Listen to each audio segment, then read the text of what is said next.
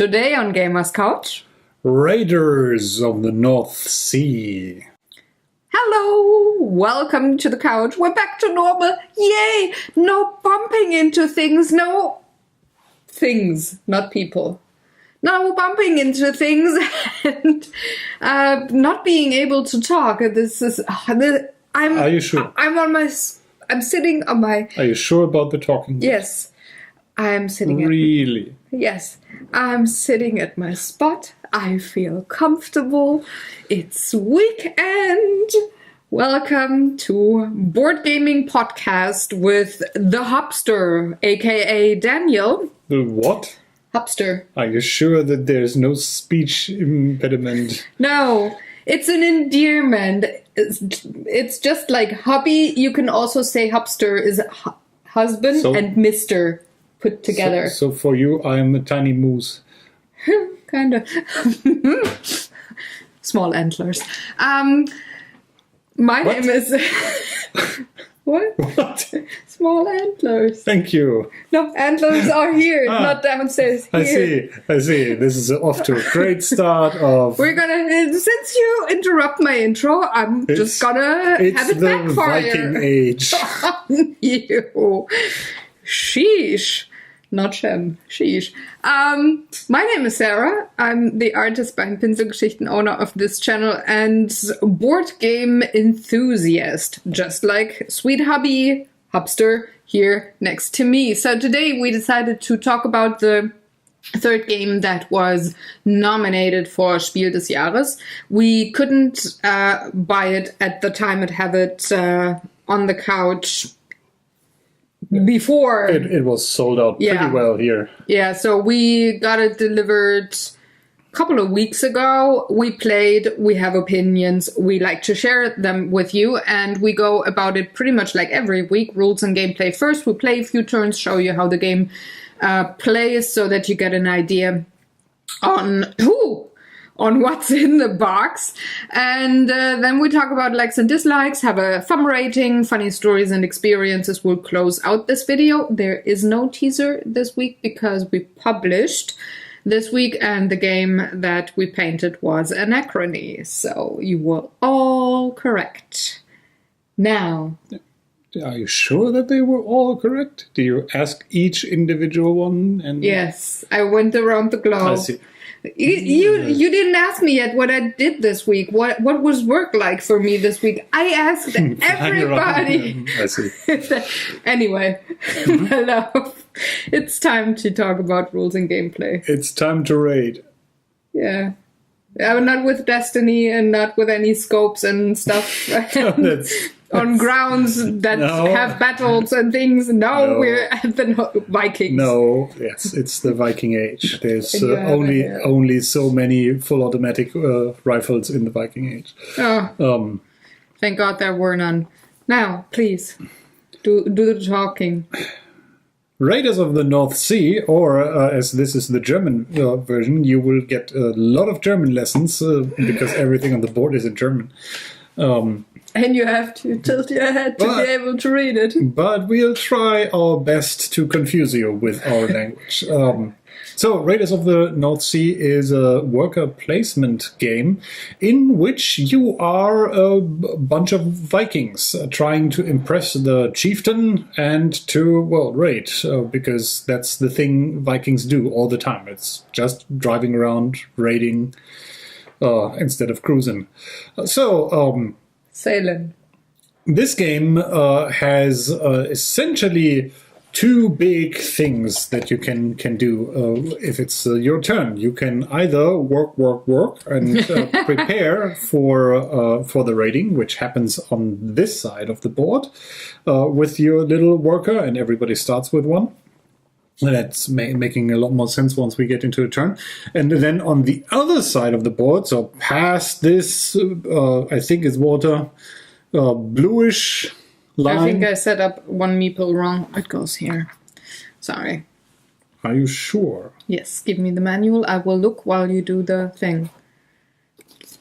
Placement is incorrect. I didn't have... While you are checking if we are actually telling you nonsense or the real thing... No, I was right. It's... Yeah. It's wrong. No, it's correct like this. No, yeah, no. So it was wrong. So you were right. It was wrong. Yes. Good. Sorry. So, back to the rating. On the other side, there are certain areas that you can, drive by and raid. We have a couple drive-by rating. We have a couple of harbors down here. Then here we have an outpost. There's another outpost. Here we have a monastery, and on the very top we have castles, or I think it's more encampments. That all provide you with delicious loot. Speaking of loot, stuff you can get from that are, little cows like these. Woo! You can get iron. Iron is pretty good to make better weapons. There's also gold, these yellow cubes, and the black ones are a little bit weird because they are Valkyries, and they are actually not a resource, but a way for you to get some extra victory points. And yes, it is one of those games. It is one of win by getting victory points in the Viking Age. That's victory points with a W in German, because it's Viking or Wikinger. With the W. Correct. You actually, before we start, we each got 5 Vikings. These are our guys that we can take with us into battle. Actually, let me flip this over. They all have pretty cool artwork. They all have different names, and specifically, they all want money to be employed by you, which is how you can read these cards. So, just as an overview, these cards are all kind of in the same vein. You have a number up here that is a number of how good this guy is at raiding. So that's a bonus you get for raiding. Then you have the cost. You have to pay him once to get him into your crew. And down here are special abilities where typically they read like the lower left with the gray plus is this happens if you hire him, and the blue one is a one-time effect, like an event that can happen if you discard him without paying for him by using one of the actions on the board, and we'll get to that. Though that rule doesn't count for everybody, because this guy here is a hero and he actually has no blue discard action. He just has a permanent action, and the second one says you're not allowed to have another hero, because heroes, especially in the Viking Age, don't like competition. So if you have one of these out, no other hero can join. And they all have different effects that give you typically a bonus either while raiding. Some others give you a bonus while using your work actions in your village. And to see what we can do, first we have to get rid of 2 cards, because out of those 5s, we will only get to keep 3. I think I want to keep that hero guy, and the Baron is pretty scary looking, but he gives me some bonus when I'm going for one of the who? For the castles, the Barbarian. Oh, I understood Baron, and I was like, what? Wrong game. No, the princess. I think I don't need him. These all get, the ones that we don't want to have get shuffled, or we can actually put under the stack of get new Viking cards. And then I also think I don't need this guy. He gives me a bonus when going for a monastery, and the monastery are a little bit expensive to raid at the beginning, and we'll see what that means in a hot second. So these are my 3 cards on hand. I don't have them in play yet. And I guess I'll start? Yes. Okay, so we all start with 2 coins of silver, which is just enough for me to bring out one of my guys, the Furia or Furion. It's not a Fury. It's not a Vin Diesel. It's also not a black horse. True. Yay! I knew a reference, a pop culture reference. I knew something. Well, pop culture in the 80s. So yes, of course. Hello, I'm an 80s girl. Kinda topical by 30 years. plus or minus. Anyway, I didn't say current pop culture. I said So, pop culture. So let me start. I am starting with one of these black workers. There are 3 different types of workers in this game: black ones, gray ones, and white ones. They typically, they all act the same, but they may have different effects, or you may need a different worker to use certain things. If you zoom in your eye onto the YouTube, there are sometimes in these circles where the workers go, there. This one says only gray and white ones can go here. The barracks can be used by everybody. On other things like this silversmith, if you go in here with a black worker, you're getting 3 silver coins, but if you're using a gray or white one, you only get 2. So you get different effects by using the building depending on which worker you have. Which is also one of the bigger kind of things about this game. You always have just one worker. And the way that works is you start your turn by placing your worker. So let's say I want to bring someone into play. That's the barracks, meaning this plus symbol means I'm adding someone to my crew. My crew can have a maximum of 5 guys or girls in there. So I'm bringing up the Fury, which costs 1 coin. I place her here so you guys have a chance to actually see her, paying 1 coin for her. And then I get a second action, and to do that, I'm picking up a worker and then using that building's effect. Obviously, the thing I cannot do is I cannot use the same building that I just placed the worker in twice, so I cannot use the barracks again. So, actually, the Fury gives me some extra food when I'm using the mill here, and maybe I should have said that. There are 2 other types of resources, which are obviously coins, silver, and food. And food comes into play if you want to go on a raid. We'll see that briefly soon enough. I think I want to use this community hall here, so I'm taking away the worker. This means I get to discard a card for their blue VCR play button effect, which is I only have 1 I can play for that, although you don't actually have to use that action. You can just place someone there or take someone away there. But I'm playing this guy. In this case, I don't have to pay him. And his special effect says I get to draw 3 new cards onto my hand from the stack, and then it's Sarah's turn. Wonderful, wonderful. Well, I'm gonna place my worker at the mill. I need some food. So Sarah plays the black one, meaning she gets 1 piece of food. Then I'm gonna take the black one from the barracks. I want to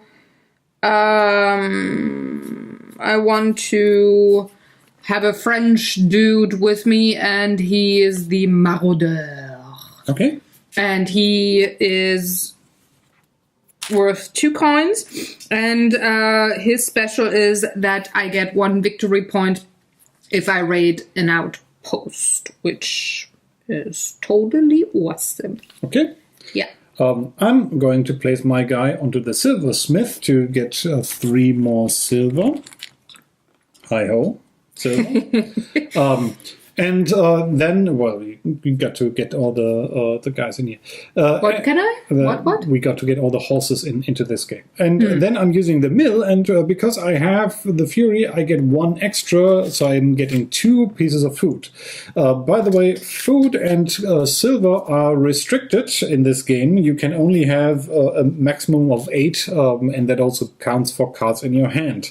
The highest amount of guys working for you is 5, and there's no limit on how much loot you can have down the road, while Sarah is thinking on what is... I'm not thinking, I'm... What will she do? With the gummy shoe, I need to go to the mill twice to get food. You need more food? Of course. My peeps need to be, and I want to... Yes! No! I need money too. No! I do. So I'm going back to the barracks. Now I have 4 coins. That's enough for me to bring my hero into play, and his special ability is I need a hero. he gets +1 strength for every other guy in the crew. So he's not only generating 3, but actually 4 points with the Fury there. You might want to play a card where I kill one of your dudes, right? No, you won't, because next I want to show you guys how to raid. I'm not gonna do that. Actually, we haven't shown you all the buildings yet. So this building here would let me draw 2 cards from the stack, which I didn't use because obviously this guy here was a little bit more useful for getting 3 cards. Then we also have this armory, which gives you strength, and that is a permanent bonus strength. So I told you that these guys have a battle strength, which is required later on to get more victory points. This is a permanent buff. So if you go here and pay 2 silver, you get 1 point of strength extra. But if you spend an iron, if you were good enough to raid it and get it as loot, you're actually getting 2. I cannot use that right now. I've hired someone. I think next I want to go to the mill and take 2 more food Booty. things. Thank you, honey. Which brings me up to 4 food items. Go to the thingamajig, and then I'm gonna go to the thingamajig, and I'm bringing in the Berserker. He's a nice dude, because when he's killed, he comes back to my hand, so I can re-employ him. Oh, I see. Well, I haven't told the folks yet how killing works, but I'll get to that immediately. That's why, yeah. So, I still have 1 worker, but I now have enough food to actually send someone out to raid. And that is Bye-bye, what I want to do now. Let's see. Actually... You draw these blind out of a bag when you set up, and I did a fantastic job, did I not? Yes, you did. Okay, so instead of using any of the actions here, I can also place my worker on one of these little things here to send them to raid. And I'm going to do that now for this harbor. I'm placing 1 guy here, and then I can pick up any of those 3 loot icons, given that I pay up the food that is required. So I need to pay 2 food for that. This means I need 2 guys in my company, in my crew, to send them out. And then I decide what I want to pick up. I want to have a colorful mix of stuff, which is always a good idea. Do I want those? Yeah. If you don't, I will show them next turn. So that means now I actually have 1 of the gray workers, and this is how you get better workers into the game. So otherwise we would be using the black ones on these spots all the time. But once we start raiding, we actually give up a black one, because these will never get back to us to get a gray one. And with this, I'm getting 2 gold, 1 iron, and 1 Valkyrie. The resources are just in my stack. The Valkyrie, however, means I have to kill someone from my crew, and that's why Sarah's guy who's coming back after being killed. But I'm getting bonus points for that. So I'm gonna put you there. I want to get rid of my Fury. And as Sarah just put me forward here, so in this, for every Fury you kill, you advance on this track, and the yellow... For every Valkyrie, every Fury. Yes, for every Valkyrie you get and kill someone, you advance on this tracks, and the yellow number is bonus points you're getting at the end of the game. Also, here, for just raiding, I'm getting 1 victory point. And the harbors are a little bit special in that regard because you get a fixed victory point. If you, let's say, are going for a monastery, first of all, you have to pay a lot more. You have to pay a gold and 3 food to actually be able to raid here. You need to have a crew of 3 guys. And then you are going to roll 2 of these red dice with the 5 being the highest and 2 being the lowest number. And then add that together with the strength of your crew plus the strength of your weapons and see how many victory points you're getting. So if you have 12 or more, you're getting 4 victory points here. But if you are 20 or more on that, you're getting 6 victory points, which is why it might be a good thing to amp up your weapons or your armory. To have a higher chance at victory points there. And wherever you raid, you get to choose which of these loot sets you want to pick up. However, obviously, you can only pick up those that are still there. So if Sarah wants to go here as well. Yeah, I want to go now. I want to go here, and I want to have these. She's also paying to food and having... you have two I have enough people. Are you having a Valkyrie? Nope. Okay. I have the gold and the moo. So now that I have the gray guy here, there's actually some more things opening up for me in our village. I could go to the Longhouse. I'm not sure if that's the Longhouse. Well, that's the literal translation, but no, it is. No, I mean it's named like. Okay. To exchange one of the moose for two food, which I don't have any, or you can offer up items to your chieftain for victory points, which I also cannot do, but I'd like to tell you what I will do it next turn. Can I show them? Okay. Okay. So instead, I will use my guy to actually get a little bit better at fighting. So I'm spending this iron here to advance my my armory a little bit. And you can see these are also worth victory points at the end of the game, depending on which state they are in. Now, since I lost my Valkyrie, I think I want to get rid of a card. You mean you lost your Fury? Yes. I lost the Fury to the Valkyrie. They're both interchangeable names. So I'm picking up this guy. This symbol means I get to discard a card from my hand, and I'm getting money for that. Because, crew people are costly. Expensive. Now, with my Grey Duda, I'm gonna go to the Longhouse, and from my raid, I do have... So what do you want to offer to the chieftain? For this one, I want to go for this one. 2 moo and 1 gold. Okay. So I'm getting rid of that. Do you have a silver as well? Nope. No, I don't. So these offerings can be bought by discarding the amount of resources. They're worth also victory points, as this one is worth 4. And Sarah puts it into her area. And then we will immediately bring out a new one, which would be, in this case, 1 gold and 2 coins.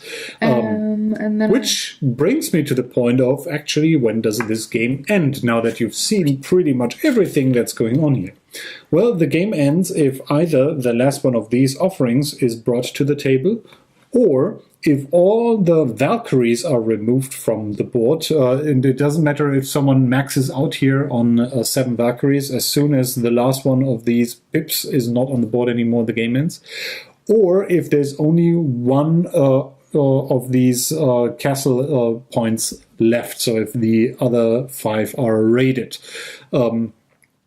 Which will obviously bring us forward a number of points. And at the end of the game, you will count how many points you got from obviously raiding, so the points you count during the game. You add up the points you're getting for the Valkyries, you add up points you're getting for the armory, and then you get points for these offerings. And there's actually some crew members that you, if you have them employed, will also give you a bonus at the end. And that's it, guys. It's a rather simple worker placement game with an interesting twist of having this. You're building your engine here in the camp versus you're sending them out to get loot, and then you can either feed that loot back into more victory points here or maybe more upgrades there to do some more raiding and killing and Valkyrie. Vikinging. before you go to Valhalla. Can you say what the box says for age? What does the box say? What does the box say? The box says, because I'm always terrible and I'm forgetting that, and But that's why I remind you. Afterwards, this game was made by Shem Phillips. It is for Vikings at the age of 10 or higher or older. I'm sorry, I'm looking at the wrong thing. This is the Schwerkraft Verlag is making me look like a fool, because I was looking at this box and this has also age numbers on here, but it's for Catacombs, which is another lovely game. Which is a good game, but unfortunately I was like, this is not an 8-player game. No, this game is for 2 to 4 players. It is for Vikings age 14 and up. Because of all the bloodshed, you need to have a little bit more maturity going into this, obviously. Also, there's no children's helmets for raiding when you're... No? Go on. Well, it says it takes 60 to 80 minutes. Which I find accurate. Which is, surprisingly more on the correct side this time. Usually... They all can't have a misprint. The board games we had... Zeros have no value. In the last couple of shows are like... No. But this... So while I'm drinking this meat... meat... No, you don't drink meat. Meat you eat. Like with a D. Oh. Okay. Not the Met. The Met Eagle. That's, by the way, ground beef. And the eagle is hedgehog. And back in the 80s, pop culture again, there was this. I was confused because I was saying the eagle. The eagle is the ground. Oh, not the adler. Like, no, not the bird. So eagle is. In German, there's also a word eagle. It's on the lower screen. It's a hedgehog with an eye. Yes, it's on the lower screen. I will have the writing there. The adler is your guy's eagle thing with the EA. Well, you don't well, for the American viewers. Yes, or the English speaking. This phonetically, it's adler is eagle, and that one is very important. It's like that famous ski jumping guy, Eddie the Eagle. Okay, don't know him, but the Met Eagle, the ground beef hedgehog, was a pop culturally very important thing in Germany in the 70s and 80s. When you had a party, you had fresh rolls, which are Brötchen, and you would have ground beef, fresh one, formed in the shape of a hedgehog with some salt sticks there, and everybody would take a bit of that. Important part of German culture. Yeah, they are. I'm very sure it comes from the Vikings. It's a tradition that they raided our shores as well. Before you throw up your hands and say, "Oh, you cannot eat raw meat." Actually, we can. We have a pretty good Kühlkette, which is the German word of the day that you will never need for something. Which means cooling chain for food. I love you so much. So you're awesome. Always stay Kühlkette. No. So yeah, other people have gazpacho and not gazpacho. But the other one, the Italians, we have some likes and dislikes. Friends from the US who were kind of surprised, or at least were not used to eating raw. No, I think they would be if they would be like at least the pig. Hunters are in the US and, are moo. Yeah, which is cow. So moo. Now you have to explain what you like and dislike. You cannot drink your tea now. You are still interrupting me, so I sure as hell can drink. I'm providing a service here, so I'm covering so that you can make up your mind what you think about this game. I did that once we decided to have it on the couch, or actually I had that my mind made up before, but here it comes. I think this is a wonderful entry game for the mechanic of worker placement for teenagers that want to soon venture into more complex games, like, for example, lots of Waterdeep or whatever. So I really like the cutesy factor that kind of transitions you from the children's games into the mechanic-wise adult games, I'd say.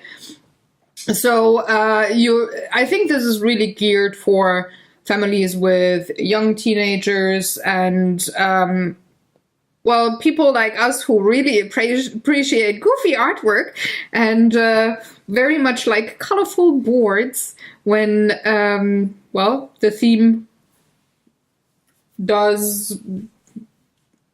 Well, it could either go for bloody like it does with Blood Rage, or it could go with cutesy, the Vikings, looking very scary. And by the way, the artwork, the Vikings, do remind me of the art style of Mike, who's drawing the comics at Penny Arcade, especially the noses of some of those crew members.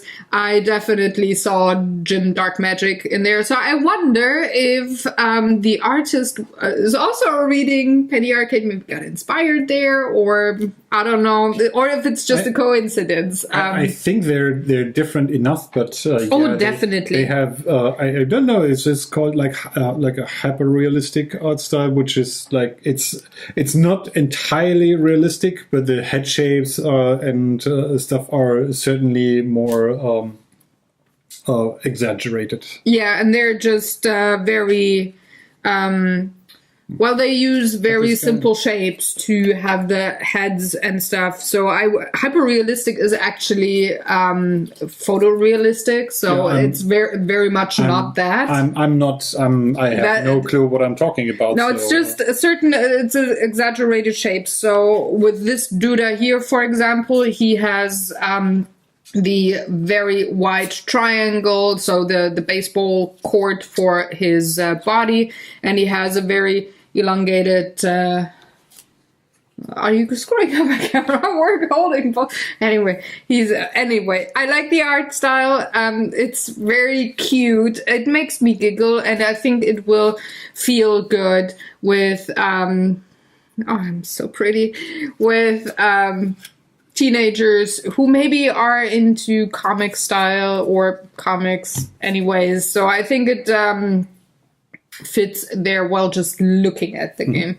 Also, it's very well produced. When it got delivered, I was surprised that the box is quote unquote little. It's a mid-size game. It's like the King of Tokyo has pretty much the same size of box. So I was surprised. I thought it would be the standard board game size, but it's the perfect board size. You don't need anything more. It looks kind of crowded, which I like when it comes to the worker placement games.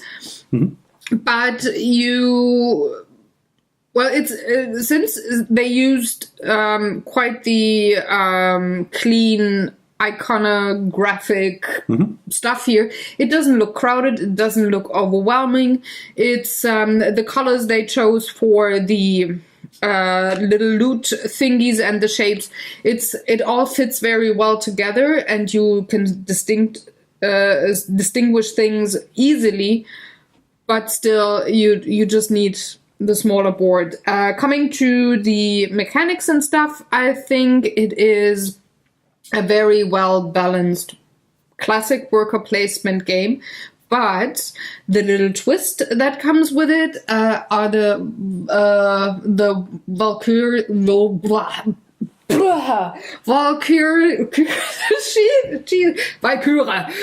That's what the Germans say, and the armory.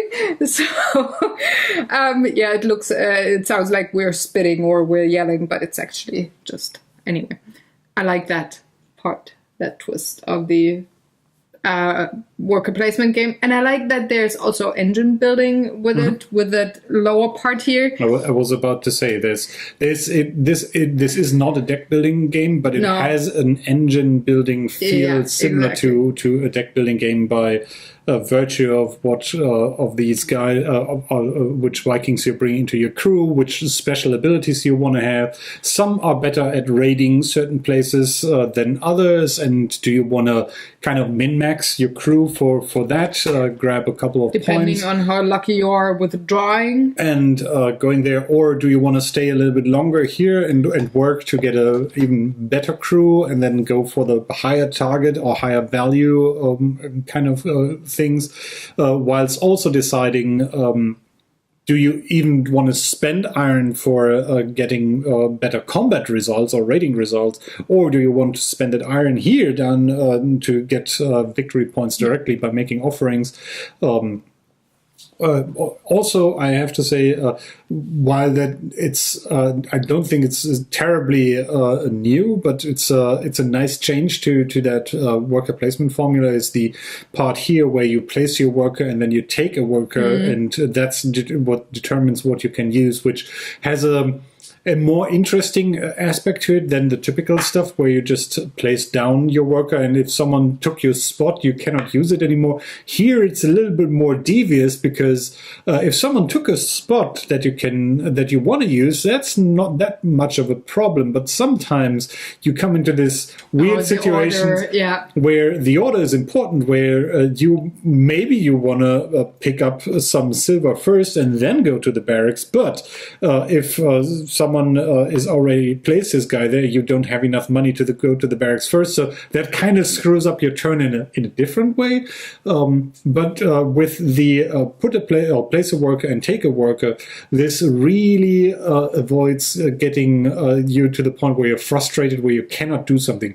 I think the only part in this game where I ever had the feeling, or where I actually ever had the point where I couldn't do something useful, is in the very last turn, where you try to figure out the last movements to get a victory point in. And I didn't mention that, but the goods are also worth victory points. Some of them, at least. Well, actually, all of them. The gold is worth one victory point, iron is worth 1 victory point, and 2 moves are also worth 1 victory point. So every second move is only worth a victory point. But what I forgot to say, what I also very much liked, is that you can decide if you want to play this game aggressively or not, because some of the crew members do have they give you the possibility to interact with your players and either decrease their armory or steal goods from them or make them do other things. But you can definitely say, no, I'm not going to play those aggressive cards, and I like that. You're not forced,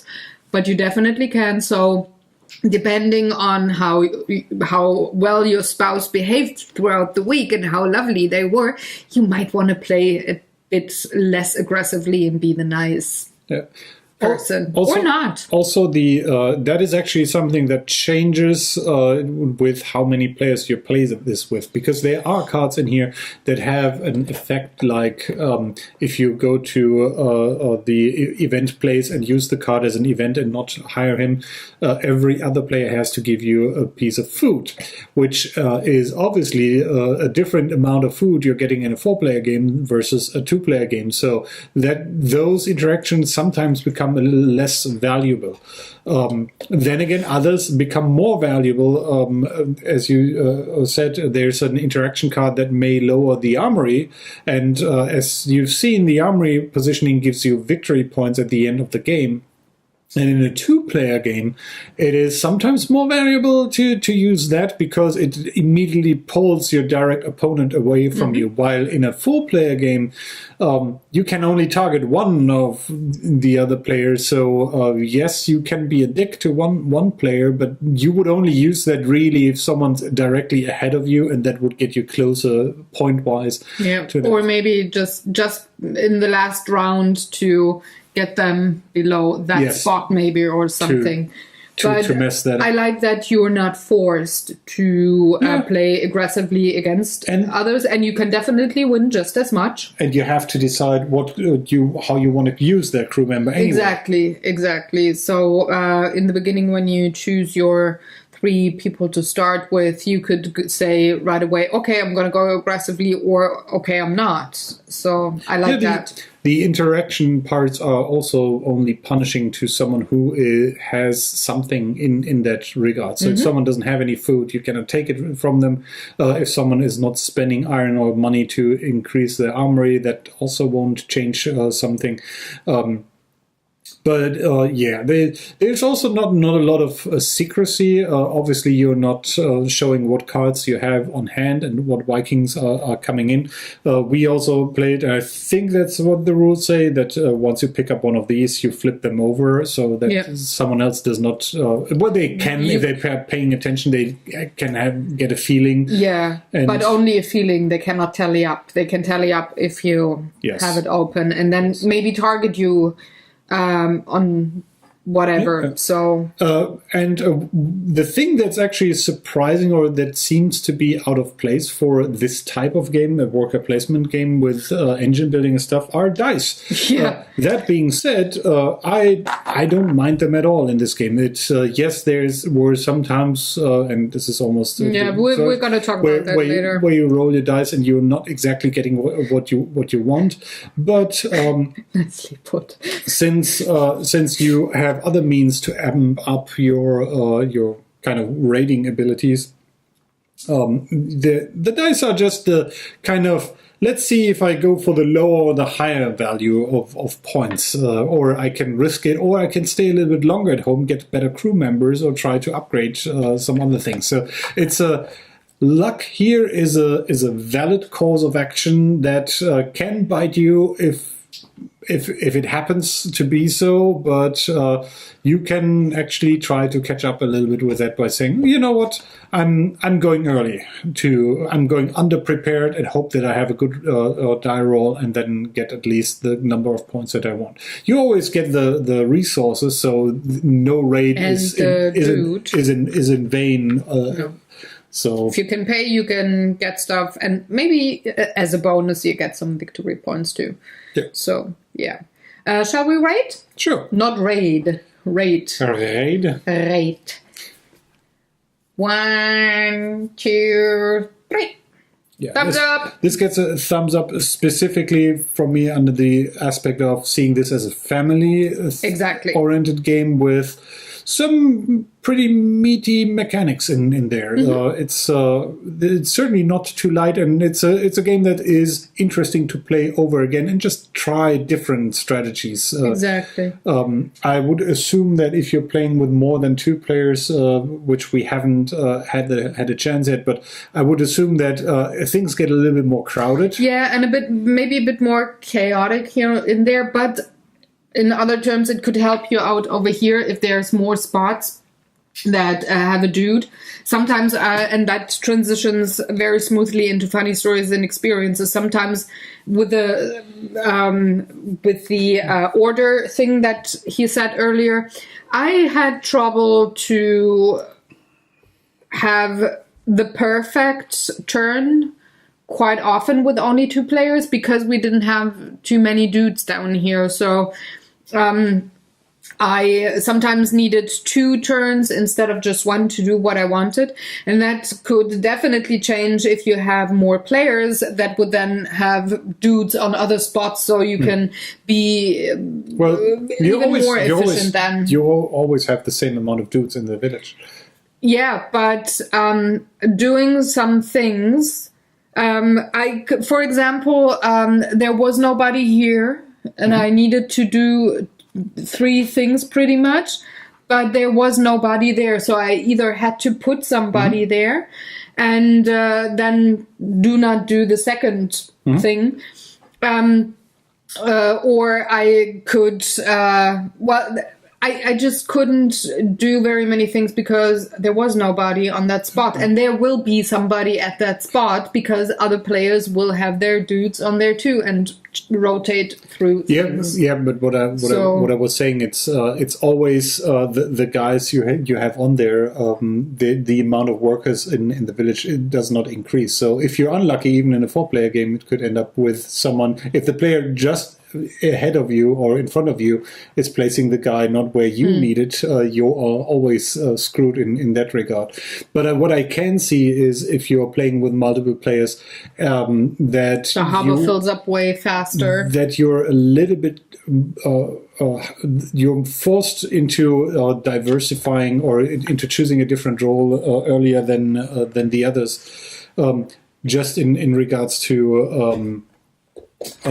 picking picking things that the other player in front of you does not pick, just to have not that clash, and then that would be for going either into getting victory points using the offerings, or going into raiding, or going into other means. You could go for some way of raid sniping, just going for the Valkyries and just ignoring. If you have the crew members that let you bring them back to hand, which I had in one game, I had 2 of the dudes that would bring them back to my hand if I would have them if they would have been killed. Talking. So there, I definitely went for the Valkyren and then just rotated them through, got the silver, re-employed them, went for the next spot again, and really got up to the top of that one score line there pretty early. Sorry. But in another game, I didn't go for the armory, and you went for armory. Man, this was he was kind of like around the board twice with his victory points. So don't in comparison to I had the Wheaton in that game too, and I had both no armory to help and me being really bad with rolling dice. Do you remember what was our highest point difference? Because I had the feeling every time the first game I was somewhat here and you were somewhat there. Was it that yeah, well, plus the 50 cards. That was the first game getting to know. Yeah. But afterwards we were always pretty close together. Which exactly. Is, but the first game was the one where I didn't have the armory at all, and I was really bad with rolling dice. So many of the raids were just getting the goods and not any victory points there. But I was really good with the offerings then. So I went after every raid. I went back to the chieftain and I said, brought this for you. And victory points. Now, in the first game there are some tiles in there that do have 6 victory points.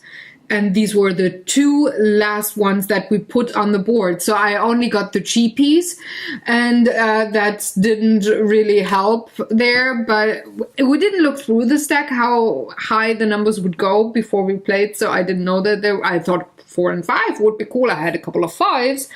But no, there were 6s and I couldn't get them. And yeah, but other than that, the first game we both didn't play with the aggressive cards, right? It was we played not really stealing from somebody. We tried that with the second and third game, right? As I said, I feel that the cards that are doing some of the interactions are not as useful in a 2-player game as they might be in a high number play. You played them quite often for that second game. I played them occasionally when that was the kind of the other way of getting resources if you don't have a chance to pick that up here. That's where I played them, where I needed food desperately, but could for reasons I could not go to the mill in the way I wanted to go to the mill. And also have the guy that I needed for raiding, because the raiding of the higher things then also requires gray and white dudes to get in there.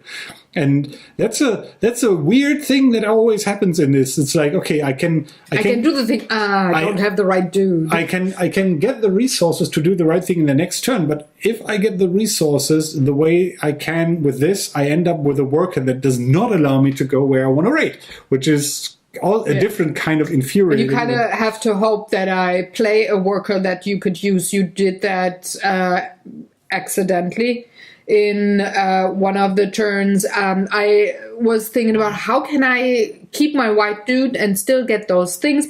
And you played a white dude just before me, and I just grabbed yours pretty much. So that is the luck factor. Yeah, and he was really good at rolling dice in the last game.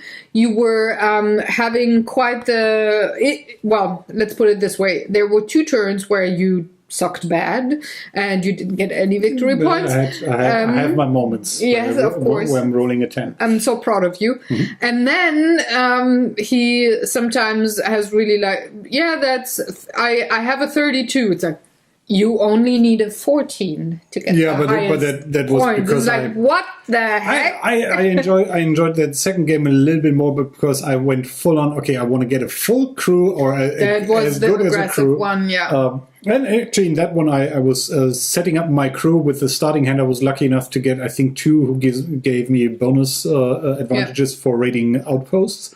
So I had a crew out there that was really good at going for the outpost. So I hit the outpost all the time, got bonus victory points, but also had to pay less food because of some of the effects that are He stole food from me. And then upgraded to going for the higher value monasteries, which turned out. So but that's I think what's the interesting part about this game. You have some decisions to make where you want to go. There's no right way to play this, and it just gives you different options to approach getting stuff. And once in a while, you can yell at your co-players, and that is totally fine.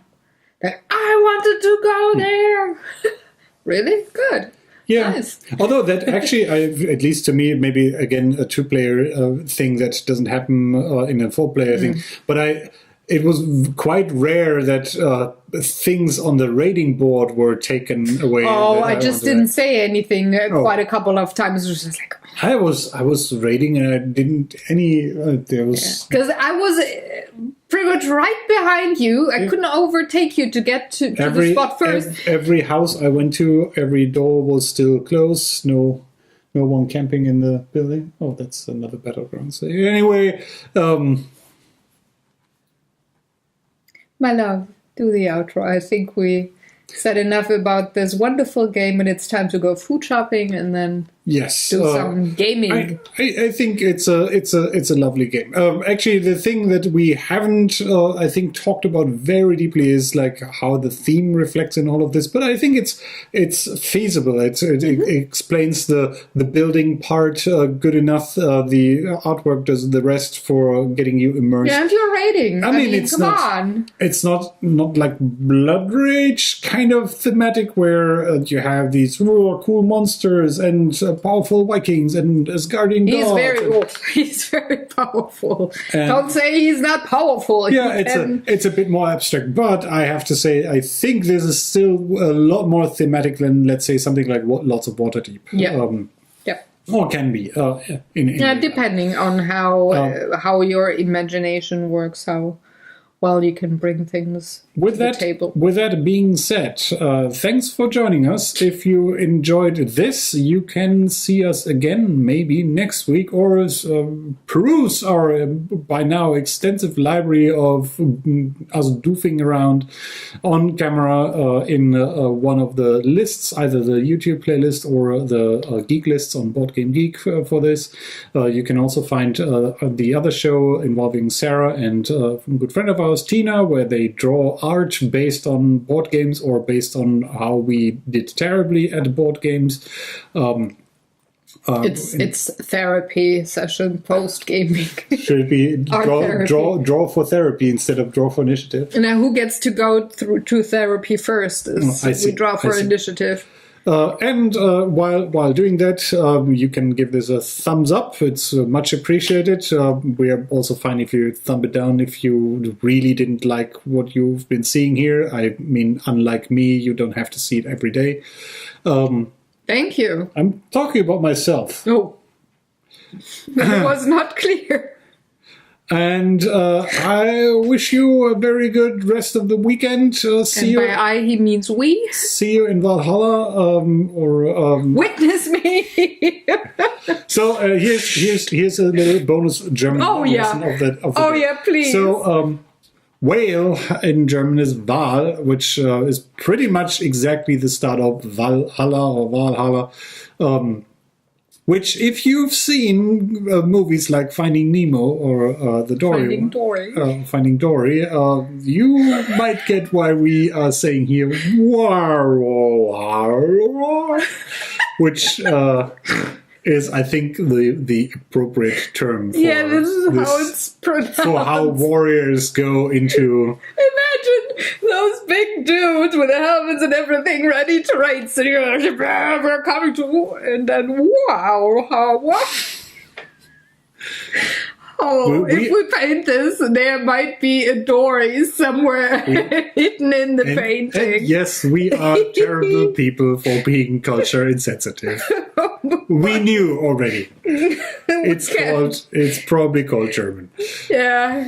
No, it's not. That's actually inappropriate for the German folks. We're just goofy. We're just terrible on our own devices. So, yeah.